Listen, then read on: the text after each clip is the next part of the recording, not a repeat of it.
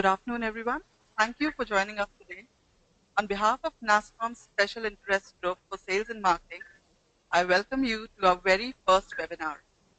Before I introduce today's topic, I'll give you a brief background of what the Special Interest Group stands for. It's a group of sales and marketing experts committed to enabling businesses in India to leverage the power of technology and transform processes across the sales and marketing value chain. To give it a holistic perspective, the SIG has representation from leading marketing technology companies as well as from the academia. So coming to the topic for today, becoming the colonial cousins, how marketing and sales can complement each other to generate business. In this session, we will discuss the why, what, and how of sales and marketing alignment, a strategic imperative for every futuristic growth-focused business. It will essentially be a 45-minute session followed by a Q&A. So the audience will be muted throughout the session, but you can send us your queries, your questions through the chat window, and we'll give it to our expert to answer. So we have with us today Sundar Madakshira, who's head of marketing for Edgeverb Systems, the product division of Infosys. A marketing game changer with over 20 years of experience, Sundar has held leadership positions at SAP, Wipro, Unilever, and Visa before his current role. In the year 2014, Sundar was also named the Marketing Thought Leader of the Year by the ABP Group at the annual Global Marketing Week in Singapore. He has won several industry recognitions and is a recognized speaker at industry forums. His views have also been quoted by international as well as national publications. And to add to it, he is also a visiting faculty at the IIMs in India and at the Harvard, Columbia, and Stanford Business School. So with no further ado, over to you, Sundar. Thank you so much for the kind words of introduction. I hope everybody can hear me. I hear some comments that the audio quality is very poor. Is it any better now when I'm speaking?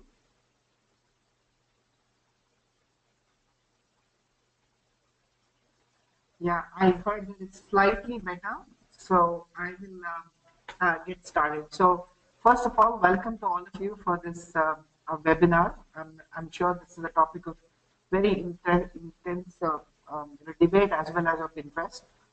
And many thanks to the NASCOM Sales Interest Group for having organized this. And I'm glad to see that so many of you are joining as we start. Now, essentially, when we were discussing about what is it that we could probably share with this group on what is sales and what is marketing, and how do we sort of come together to to become successful, right, for the organization. Actually, it's pretty funny that we're talking about how do we get two parts of the organization to work so closely with each other, mainly because I think we would expect that under normal circumstances in a utopian world, these two parts of the organization, the two functions, sales and marketing, are anyway supposed to be doing the same stuff, right? We are supposed to be growing the business. We are supposed to help the organization identify new business areas, grow our existing clients, and that's what we're supposed to do. But, as we see in reality, and I think an experience for all of us here, that it is easier said than done. It's a fairly motherhood statement to say that this is what we're supposed to do, but then in reality, things pan out very differently. So before I get into the details about this topic, I would like to say that I don't think I have any silver bullet that I'm going to be sharing with you on this webinar. But what I'm trying to do is to sort of collate all my experiences that I've had in being in sales earlier, then in marketing currently, and how I see our this gap that exists between sales and marketing can be actually bridged. So that's why we said we're going to call the topic becoming the colonial cousins, and how marketing and sales can complement each other, and how they can work to fill up all those white spaces that exist in a business. So can you please move on to the next slide, please?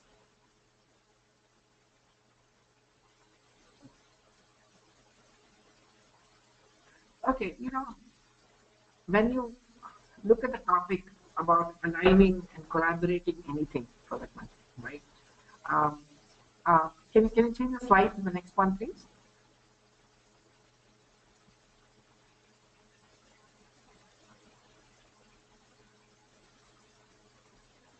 Can we go to the next slide? Yes. So, when you're looking at any topic of collaboration and how people can actually, um, work together, I think it's very important for any two parts of the organization to work together.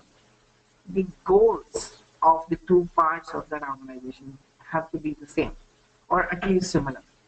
But if you just look at this slide, can we go back? I think you've gone to slide number 3. Can we come back to slide number 2, please? Yeah. So if we just look at the reality, right, which is that actually if you see sales and marketing and what their individual goals are and how well are they aligned, this I think the slide itself will tell you that there are lots of areas where the goals of the two functions, sales and marketing, are not aligned. Let's go one by one. Now we are at the end of a quarter, right? We are very close to ending, the September quarter, and just look at what the sales and the marketing guys are doing right now in your own organization. I also like to qualify here that when you're talking about something like this, in many organizations, sales and marketing can be done by the same person as well, right? Second thing, in very large organizations, there is sales and there's marketing, and there are two other functions typically called pre-sales and business development, which also are doing, related functions, right? So we've been talking not just about sales and marketing, but sales, marketing, pre-sales, and business development, right?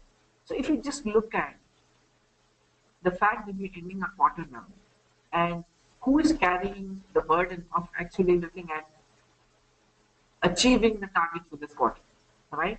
So wherever you see a cross, that means it is the responsibility of that function. And if you just look at quarterly wise, the quarter wise revenue target, sales carries that function, that responsibility. It is not marketing which carries that responsibility. Yes, in very loose terms, we are all aligned in terms of saying, yeah, this is the overall goal. But quarter-wise, goals are not shared by sales and marketing equally. The pressure clearly is on sales. Second, look at the profitability target. Now, again, you will see that it is the life responsibility of sales and not of marketing. Ownership of client relationships. In a B2B environment, these relationships are owned by sales and not by marketing. Look at look at branding related topics, right? Branding and its manifestation. Sales does not own that responsibility in most organizations. They say, look, branding is all that's something that marketing should do, and it's not something that I need to do. Similarly, marketing channels, right? Um, what should be done on a digital platform, what should be done at an event, what should be done using a mailer format, what should be done on a website, etc., is predominantly the forte of marketing and it's not shared by sales. Similarly, look at content generation, partner management, and lead generation. If you look at all the entire grid of responsibilities, you will see that there are very few areas actually where sales and marketing have an active collaboration because they have the same goal. So if two organizations and two functions are not actually performing the same goal, how do we expect that they will actually be aligned and they will collaborate? So don't they collaborate? They do. But I think the opportunity clearly exists between the two organizations, right? Um, I'm already getting comments saying that a lot of people agree with this topic. So, um, so there is a misalignment, and we'll have to figure out how we sort of align these two parts of the organization. Okay. Let's get on to the next topic. One is the tension which exists between the two departments. The second one is look at the behavioral tensions which exist. Can we move to the next slide, please? Slide 3. So there are behavioral tensions that exist between the two cousins, right? Now, sales typically are people, it constitutes people who like to travel a lot, who like to have a business conversation, who want to bring in revenue for the company, and who are focused on their quarterly, their weekly, the monthly, the yearly targets. Right? That's the behavior of people in sales. Whereas marketing people, most of them tend to be more on the creative side. They believe in long-term impact. They believe that a brand has to be built. Until the brand is being built, you can't expect to milk it sufficiently. Whereas the sales guys are under this pressure to say, hey, you know what, the business will be built, the brand will be built, but we need revenue. So that kind of a creative tension or the behavioral tension always exists between the companies, right? For example, look at high involvement products. Look at B2B sales and products. The nature of these products itself is very, very complex, right? And this requires that people spend a lot of time understanding the offerings. It could be a service, it could be a product.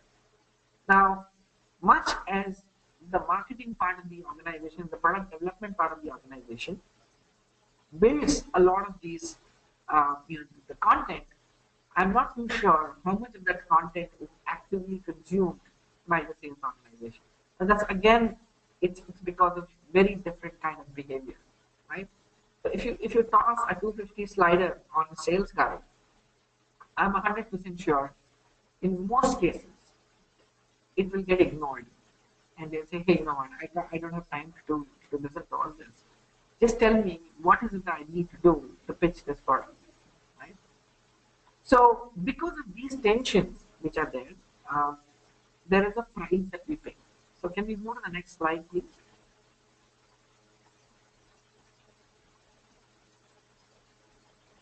Can we move to slide 4? Yeah.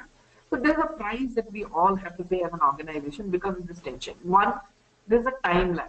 There's a lot of time lag because the sales organization feels that the moment they get out of the door, they just have to go and start meeting clients, and for which they need content, and they need collateral support, they need messaging support, they need value propositions to be created, they need a whole lot of collaterals and a bunch of properties that have to be created for them to even go out into the.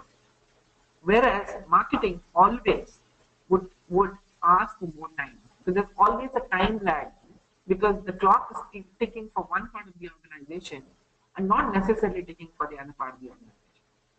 We really have to face this fact that exists on the ground, much as we want everybody to have the same sense of urgency when they're working on something like that. The second part, that because of this, there are bound to be conflicts because one part of the organization wants to go at a particular speed, and the other organization probably does not match up to that speed, right? So there are conflicts. There are conflicts. The marketing guys say, hey, you know what, I'm not getting, and sales guys don't listen to me, and sales guys say, hey, you know what, I don't have the time to listen to you. You just do what I want for a client meeting that's happening next week. And I've seen this happening a lot, and that leads to a lot of confusion and ambiguity because the customer at the end of the day is seeing two different positioning of the brand. One that the sales guy is giving, which is more immediate and now, whereas what he sees on content that's coming to him from many other parts of the many other channels, for example, the digital channel, what's happening on the website, that is something which is very different. So the customer, in many cases, can get confused, saying, "Hey, you know what are you guys trying to tell me? These different parts of the organization are telling me something else." Yesterday, I received a mailer which said this about my parent, whereas what you're telling me now in this pitch is very entirely very different. So it leads to a lot of confusion and ambiguity even within the organization. Then, of course, because of this, the moment there's no coherence, you've got a brand which is not really strong. It's a weakened brand, and therefore it's a weakened business for all of us. So it's not a great situation to be, and clearly we all see that the two parts of the organization need to come together to collaborate better. Now, why did we go through such a long discussion on why what we need to do? Is because this context is important. We can't ignore this context, be it a small organization or a big organization. So can we go to the next slide, please? So what do we do?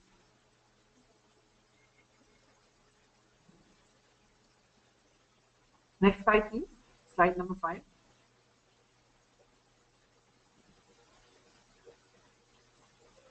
Right. So the first, and I think that's really the starting point, is that the content that is required for a product or an offering to be presented to customer needs to be created and co-developed by sales and marketing, right? Um, so what do I mean by this? Don't we do that already? Will be the question in many people's mind, but they actually is not. The content ownership and co-development is very, very important because sales and marketing bring very different flavors to that content. Marketing, I think, is responsible for creating the larger vision about what the offering can actually do for the customer. It is all about selling the larger picture about on how this offering becomes a context in the business that the customer is dealing with. So let me give you an example. If you have an offering in the retail space, I think it's very important for you to start by giving your vision of where retailing is going to head in 2020 or 2025, and then make your offering a part of that vision and not sell the product alone. This requires research, this requires content, it requires inputs coming in from various parts of the organization, including external research. However, the tone that sales brings into this particular content is about sharpening it and saying, hey, you know what, these are 4 hooks that my customers are more likely to, get hooked onto if they're looking at this particular content. So they add a lot of specificity and to create that kind of a dovetail for the customers to come and follow. So on one hand, you have marketing, which is giving an overview of the industry, it's giving the overview of the product, and giving the brand message, the specificity and the customization of that. I think the sales guys are better equipped to do it because they interact with customers more directly. Second thing I think is required is, you know, when you're looking at an offering, it's very, it's always assumed that whatever is offered has a value, and that is very clear to everybody. The customer, you just have to walk into the room, pitch it to the customer, and the customer is waiting to sign the contract. In reality, the very rare are these instances, and what it requires is to be for both sales and marketing to sit together and say, hey, you know what, can we pull out the value proposition for the product better by working together and then customizing whatever we want to sort of what we want to sell. Where is the real value? Where are the roadblocks coming? How do we articulate this value and take it forward? Lastly, I think it's very important that we look at meaningful campaigns. Now, I've heard it umpteen number of times. When the sales guys come back and say, hey, I've heard you guys have launched this campaign. I don't even know about it, and I don't like this campaign because I don't think this will resonate with my customers. Whereas the marketing guy is saying, hey, you know what, I've done my research. I met a lot of prospects at this event. I think this content will resonate very beautifully. This campaign is going to be great. I think it's very important that these campaigns that are designed are co-designed and they are followed end to end by not just the marketing channels but also by the sales channel. What do I mean by this? So let's say you started with an email campaign. It has to get followed up by what we're presenting at an event, what we're doing in our one-to-one meetings with the customers and the prospects, what our analysts are doing. There's a lot of coherence that's required, and that requires a very tight collaboration between both the marketing and the sales efforts, right? So I just want to make it a little more discreet about saying what does this mean and how does this manifest, which is my next slide. So can we go to slide 6, please?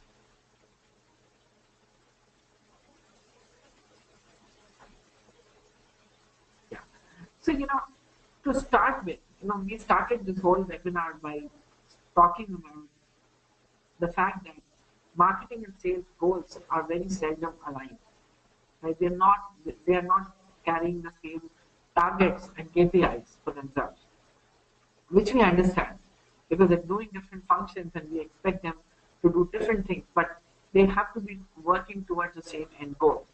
So my suggestion, and this is now becoming a fairly common thing in many organizations, is to have a revenue target for the marketing team. The marketing team has to sign up for a certain revenue target, again broken down by product, broken down by geography, broken down by quarter, like the way you would expect the sales team to have. Now, why is this important? I think this one change in the way we work actually helps in ensuring that the sales and the marketing team are actually looking at the same goal. The same sense of urgency exists, and we all wanting to do the same thing. So there is automatic collaboration, which is sort of drilled into these roles. The second, again, from an organization perspective, a suggestion would be to have a, we have career teams for sales, we have career teams for marketing. Now, is it possible? And many organizations are already doing it, where people move from sales and marketing by design as alternate steps. So, let's say somebody starts off his career in sales, he moves next to marketing, and then he moves again to sales and again to marketing. So this kind of a zigzag in the career path actually helps people to understand both sides of the organization, and that's very important. The third thing, and I've again seen this working extremely well, is to form pairs of people in marketing and sales to work on a particular offering. Now, how do these help? I think the moment you put people in teams, a smaller team, I think collaboration and the interaction becomes much better. They understand each other better, they complement each other better. So instead of having a marketing team which is working on many initiatives, and again a sales team is again working on many geographies and products, it's fine. It's nice to couple them together so that there is a tighter collaboration. Both of them are equally responsible for achieving the goals. The fourth one again is account-based approach. What typically would happen is a large target list of customers and prospects which both of them are working on. However, if there are specific accounts, target accounts that they are going after because they want to hit them with a campaign, it is important to have a marketing approach which supports an account-based, targeting.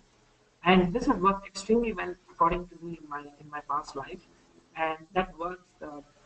There's a lot of customization, there's a lot of specificity. At the same time, you're still able to leverage a lot of fairly generalized brand kind of a content. The next one is about lead generation being at the heart of whatever marketing and sales is doing. So again, let me come back. Lead generation is a line responsibility. We've already seen that both sales and marketing are responsible for it in their own ways. But surprise, surprise, most organizations, and this has come to me from several ERP vendors who actually help customers and their sales and marketing guys to come together. Their point is why it is it is a common practice for the sales organization, the leadership of the organization to be following up on deals which are really in very advanced stages. When it comes to leads, which especially in the initial stages of the engagement, the common discussion rarely happens, which means that the whole effort of marketing and sales to get leads is fine, but what happens to these leads after they've come in, have they been taken through a digital experience? What are these people doing? Have there been an outreach program? Has there been a communication, etc.? Is something that I think there's a lot of scope for improvement in that area. So having a constant review of the lead situation is very very crucial in this direction. Um, the next one is about the messages which are created, right? It's very important to do a kind of a pulse check and say, hey, what, do you think this is something, the language that I use, by language I just don't mean English or for that matter any other language. What I mean is that is this what is going to resonate with my customer? Is this what will give an impression to my customer that, hey, you know what, whoever is giving me this message seems to know my problem. That customer centered language is something which is very, very important. Now, why do I see this as a gap? I see this as a gap because mainly because marketing, the messages are created by marketing and in conjunction with agencies, etc., who rarely met the customer. In very few instances, our marketing people very actively involved with talking to customers. So if you have to bridge that gap, the only way to do that is to do this constant churning and recycling the communication that's going out and saying, hey, you know what, does this, if it reaches a prospect, do you think you're going to be reading it and you're going to consume this content and take the conversation forward? Are we going to solve this problem in a day? The answer is no. I think it will take a while. It will take several iterations to get there. The next one is on the competition intelligence system. It's very, very important for any organization to understand competition. We all know that. But how many organizations that we know have a robust way of capturing information about what the competition is actually doing? When most competition intelligence systems, thrive completely on secondary information available through press releases, through what happens in events, through common campaigns that we, sometimes are a part of, maybe some industry forums, etc. But most of the competition intelligence is through, these secondary sources. And the problem with the competition, with the competition intelligence coming from secondary sources is that that is very rarely in the realm of intelligence itself. I don't think it gives any insights. Second, if you're getting an information through any of these sources, it is almost certain that you are the last person to receive that information. So it is not effective. I don't know whether it is possible to, react to that, to react to that information in terms of a counter campaign or, reviving your offering to actually counter that, fast enough. I think it's just too much time gets wasted because competition intelligence is not available. Now, where is the scope for collaboration? Look at the sales team. Most sales team people are always in the field. They're talking to customer, they're talking to prospect, they're talking to a lot of people, partners, and they have that information.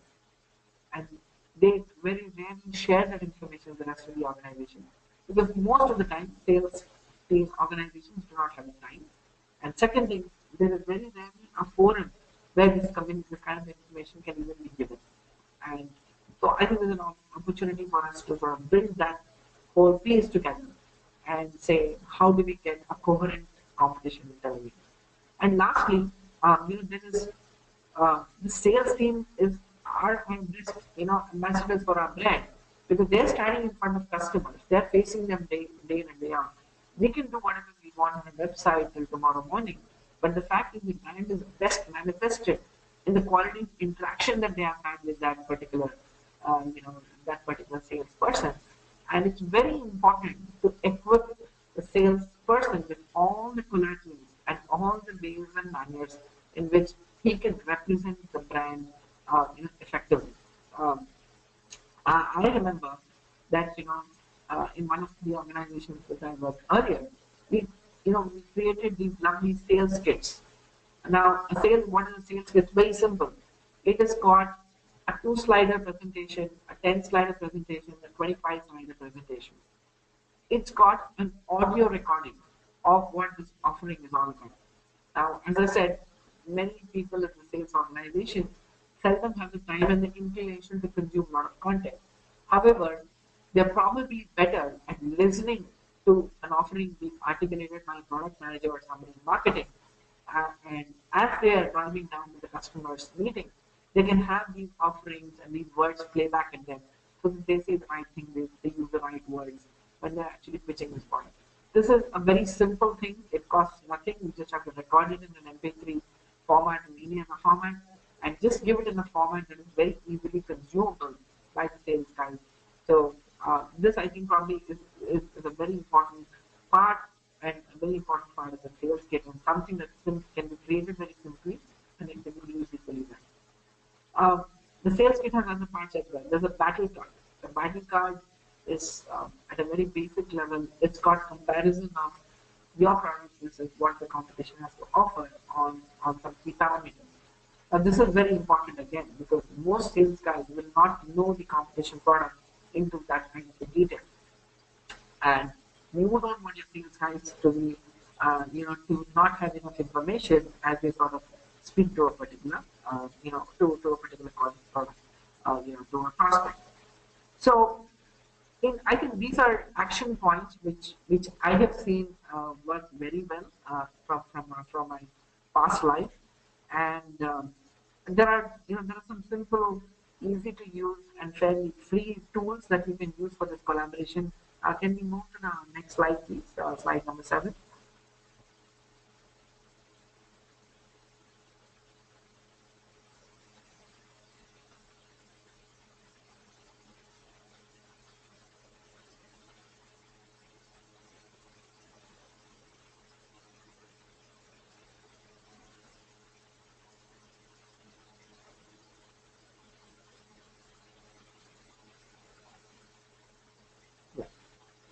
So here are a few tools that will help in some kind of a, you know, getting together, sales and marketing together. So they're actually looking at the same system of data and information. So there's a marketing automation tool which is called GetUp.com. And there's another sales management tool again given by GetUp.com. And these are free tools. And there's a very interesting article written by Dave McLeod on the pipeline conversion metrics and how a lead management system can actually work. Now, both of them have become like, and the article by Dave has become like a mainstream article and content for all kinds of sales and marketing interfaces. So it's a very interesting article. Helps to bring a lot of discipline and structure into into the way sales and marketing can actually work together. Um, so these are tools. I will share them with you after this call. We will try and send this presentation also to all the to everybody. But again, for all these tools and everything to work, I think two important golden rules, which is my next slide. Can we move to the next slide, please?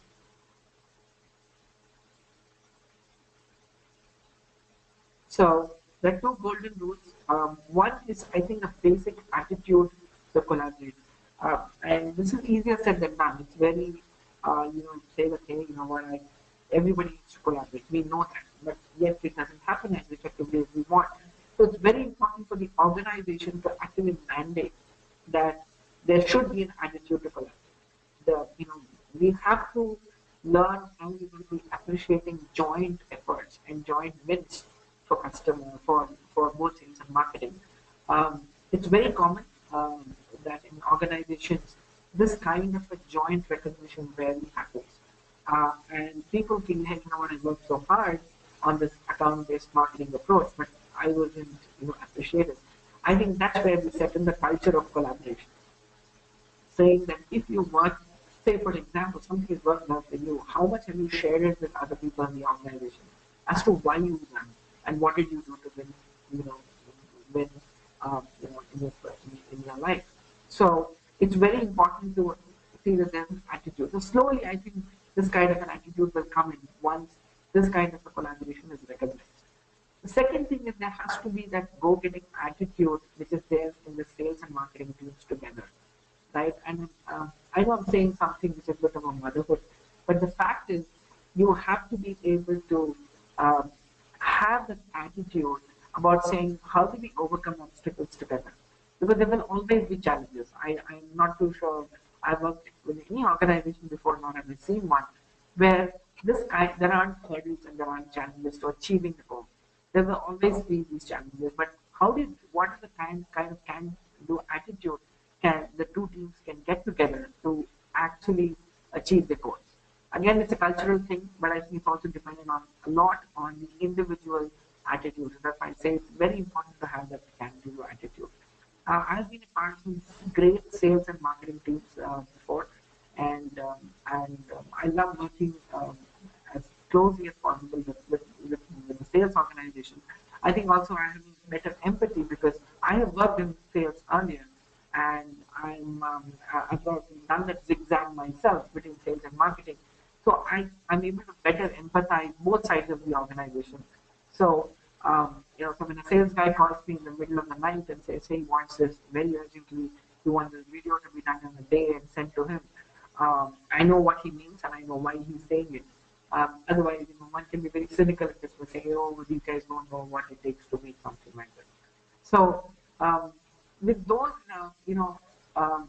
we started off with a background about why sales and marketing probably face challenges collaborating.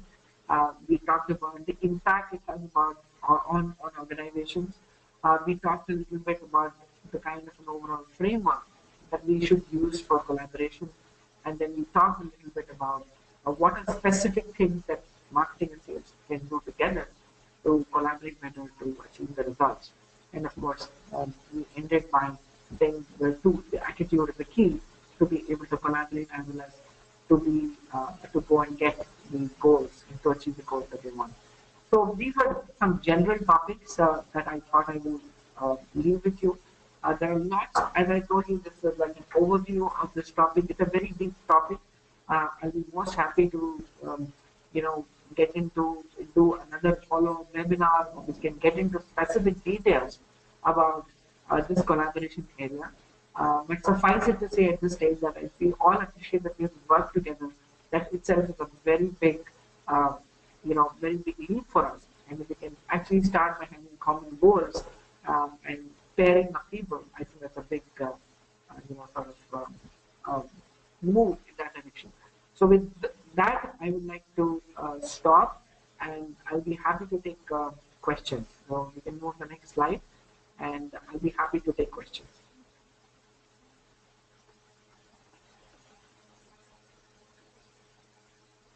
Thank you, Sundar, for an impressive presentation. This was really insightful. So we have a few questions already with us. The first question reads, Uh-huh.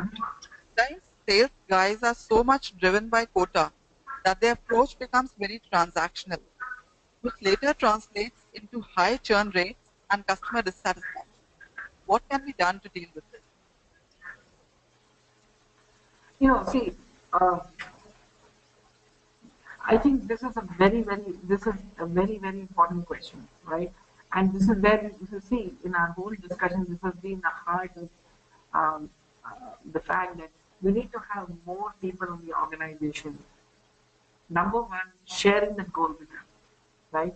I have seen, and I'm very, very empathetic towards the sales organization, and it says that many people in the organization do not see the need and the urgency to move fast. Okay, so there is that. If sales organization can get more support uh, from marketing, from pre-sales, from business development, and the product team, to be able and sense in a situation where they too can sense how do we actually accelerate our pace to the market. I think that will be one very, very important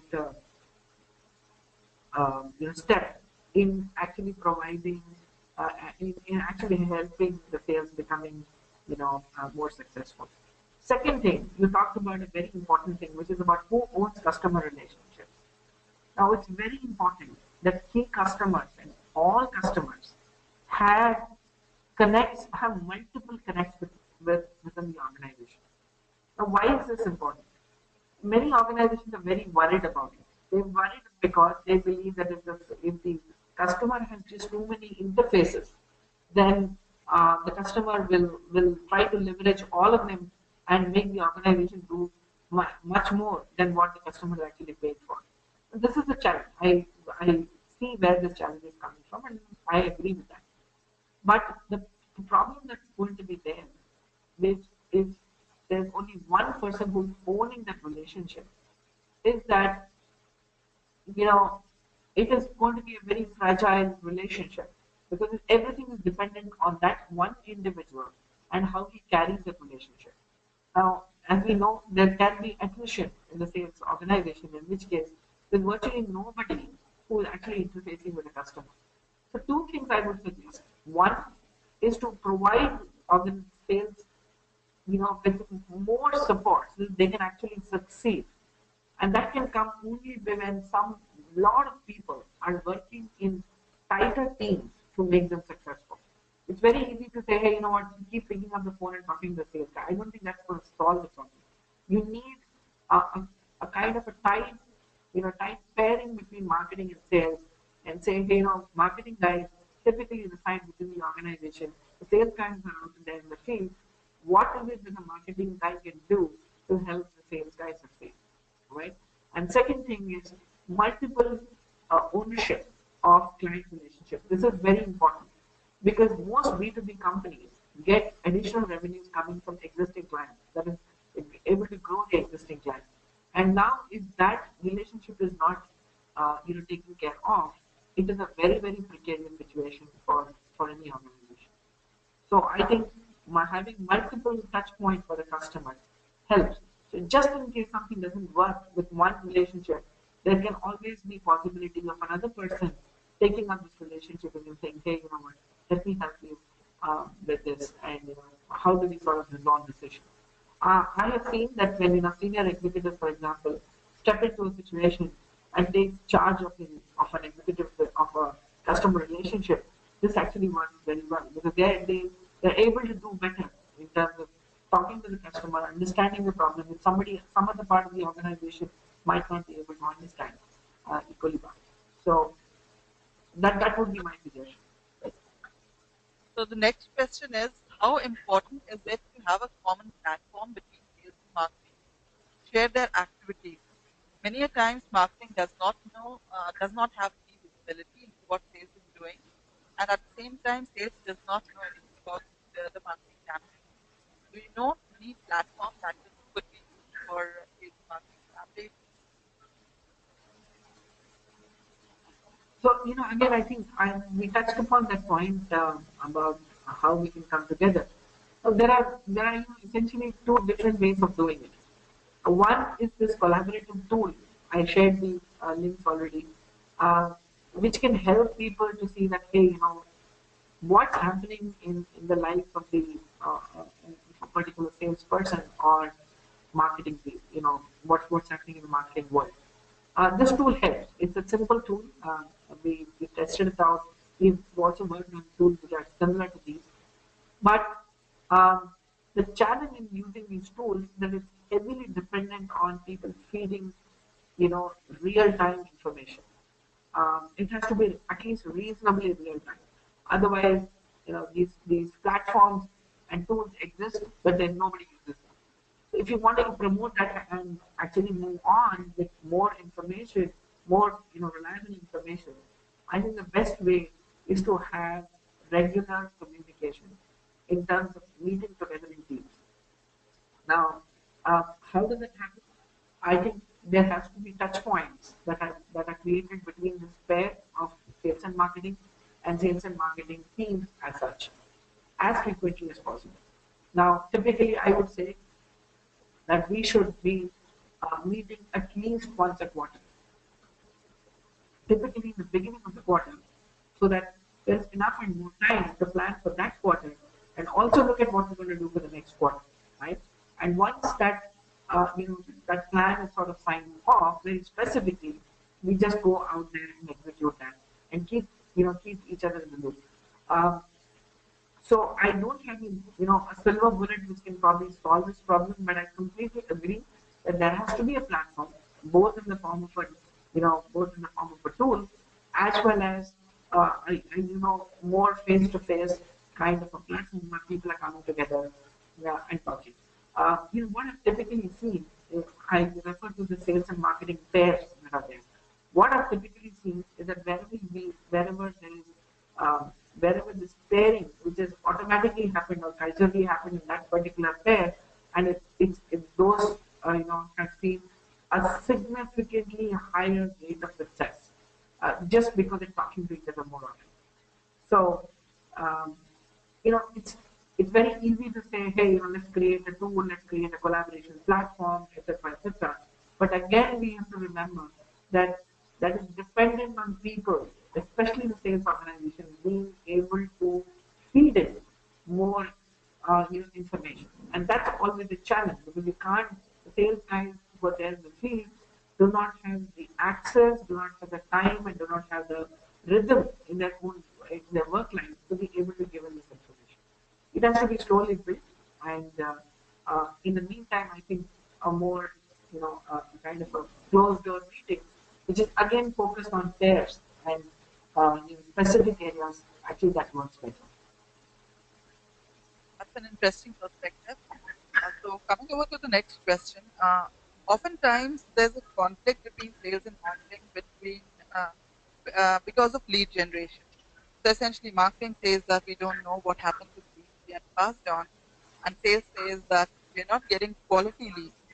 So how do you think can we solve this conflict? No, I was smiling and laughing because in 20 years of my being in sales and marketing, there has never been a day when this question has not come to me with either part of the organization. So I can relate to it very well. Uh, yeah, see, this is a very natural conflict to happen. So I mean, we don't have to lose sleep over this. Why is it natural? Because if you look at the way many marketing approaches are, it is the approach is to generate leads by giving a very generic message. So it's very natural that people who might not always be the intended target audience might actually respond to a particular campaign and end up being a lead, be it as an event, be it in a digital format, in any other way that that a lead can get generated. So that's why the organization simply has to have an appetite saying, yes, I'm running this campaign. I'm tried to make it as sharp as possible.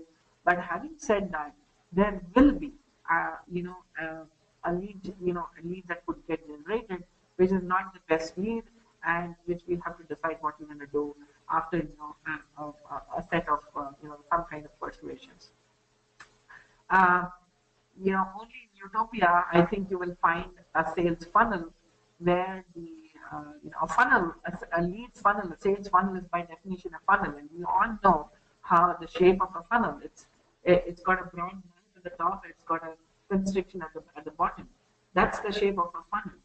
By definition, every sales pipeline is going to be like that. Now, the only thing that differs from one situation to the other could be the angle in which the funnel is actually sort of constricting into ending with a final deal, which is one, which is at the end of the funnel, right? But most of them will be of that shape. Now, given the situation, this conflict is bound to happen. Now, how do you sort of mitigate it? The way to mitigate it is there has to be clear ownership. First, I think we need to clearly identify different stages of a lead. Now, there could be three levels, there could be five levels, there could be seven levels, depending on what the organization is comfortable.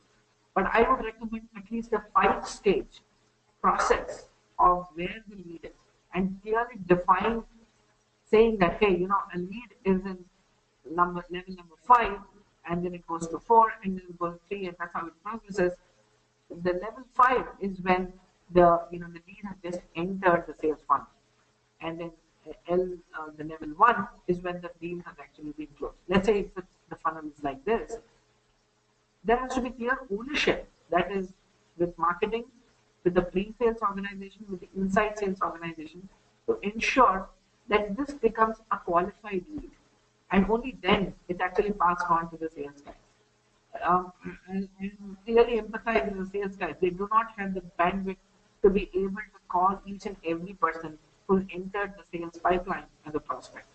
So having a small but team which can quickly work on qualifying this lead and saying, hey, it's not just a lead, it looks like a prospect. And we moved it from level 5 to level 4 is going to actually ensure that the lead is worth the time for either a marketing person or a salesperson to take it forward. So clearly identifying the levels of a sales pipeline, clearly identifying responsibilities, and clearly identifying, very importantly, the timeline. There has to be a very strict KPI that has to be set for this lead generation maturity process. Because remember, a lead will get stale after 3 or 4 days. If you have attended an event and you had shown interest in a product, unless your life depends on it, you're not going to remember it after 4 days. You'll probably say, yeah, I went to the event, yeah, I vaguely remember. You want somebody to get in touch with you when that topic is hot in your mind. So there has to be clear timelines that are generated and fixed for a sales guy to, for the marketing and sales organization to follow it. This actually helps. It's difficult to implement. It requires a lot of cultural change in terms of a lot of discipline. But if it is done well, and this is how most organizations which are successful in getting these collaboration going do, I'm sure this is going to solve a lot of these problems. Completely agree with you on this, Sundar. So, going to the next question, you mentioned in your presentation that the interchangeability of roles should be done. So, how feasible do you think it is, uh, taking into account the fact that the skills required and the experience and traits required are different for both of these roles? So, I would say that this is possible. Hello,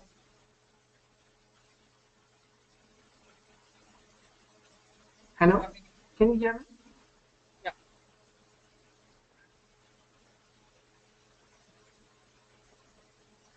Can you hear me? Yes, Sundar, we can hear you. Yeah, okay. So coming back to this topic, it is feasible. It is perfectly feasible. Many organizations do this. Um, they are, you know, it is a very conscious career architecture where people in sales are trained on marketing.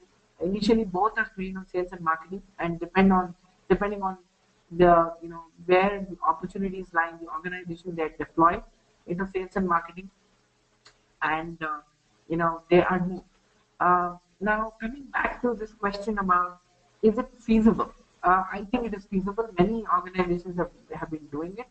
It just makes somebody a fantastic and well-rounded sales and marketing professional. Now, what do we do? I mean, with all these attempts and objectives, this kind of a crisscrossing can still fail, right? That's our question.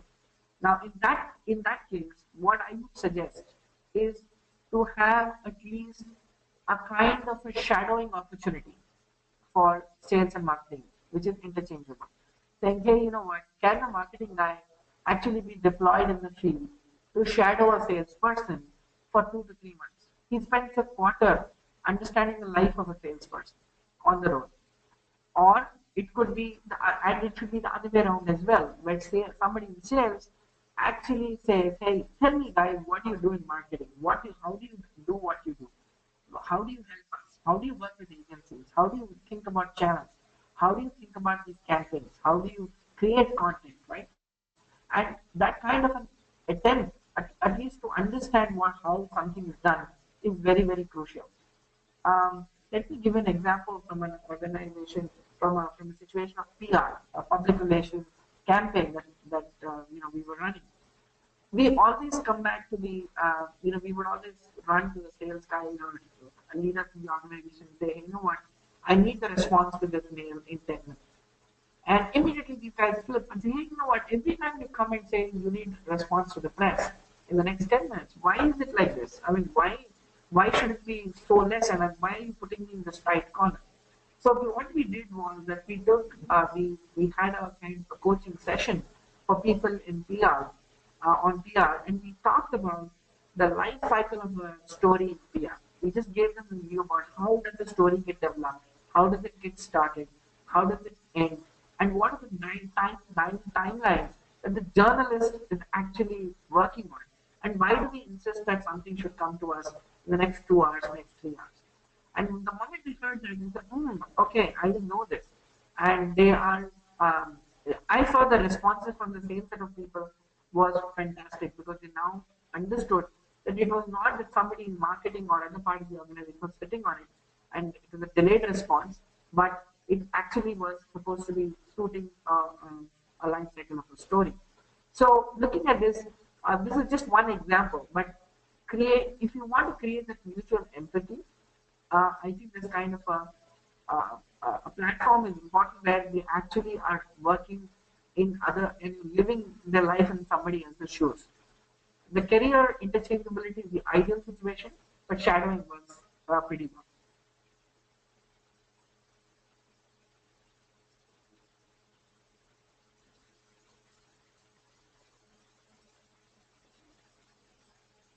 I think we're done with the time. So anybody who has any other question can share it with us, and we will certainly have it addressed and send the responses to you. And moreover, we'll have the recording of this webinar available on the NASCOM community, wherein you can go and revisit it. So we'll be back with another intriguing session. Thank you so much to the audience who's been with us for this webinar, and thank you so much, Sundar, for the insightful presentation. Thank you so much. I'd just like to thank NASCOM and everybody who's present here. By the way, if you can go to the next slide. Next slide, please. You can follow me on Twitter on Sundar MP, and you can also mail me on Sundar_MP2000 at yahoo.com.